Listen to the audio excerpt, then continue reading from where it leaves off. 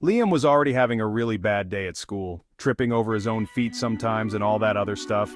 He's reading some books as a high schooler because of Dear or Drop Everything and Read. 1 more minute left of reading time. If you really want to hear about it, the first thing you'll probably want to know is where I was born and what.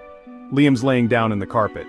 One student is getting a book and doesn't pay attention to what's below him. Got my book. Liam's hair gets on the carpet and someone steps on it. Sorry, I wasn't looking down. As the student walks away, Liam gets a bit upset. Okay, readers, time to come back to the group. Seriously? Reading time's over now, right after someone stepped on my hair, and now it's algebra time, which is basically torture.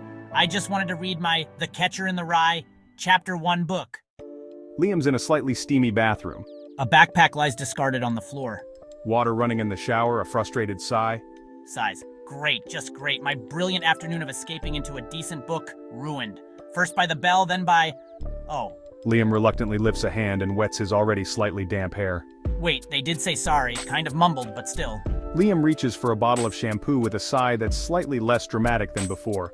He squirts a generous amount into his palm, looking at it with a touch less distaste. Okay, so maybe it wasn't totally malicious, still annoying though. He half-heartedly rubs the shampoo into his scalp, his movements still slow but perhaps a tiny bit less resentful. They said, sorry, I wasn't looking down.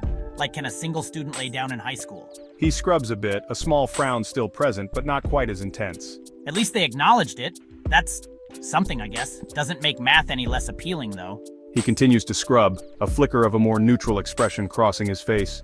Maybe it was an accident. People are clumsy. I'm clumsy.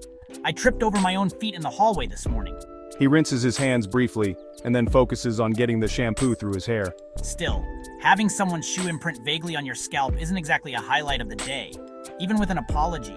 He finally seems to get the shampoo worked in, and starts the long process of rinsing, tilting his head back under the spray.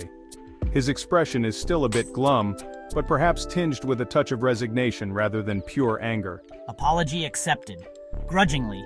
Now if only there was an apology for having to do quadratic equations. The sound of water continues as Liam rinses his hair, his expression remaining somewhat unhappy but with a hint of the earlier frustration having dissipated.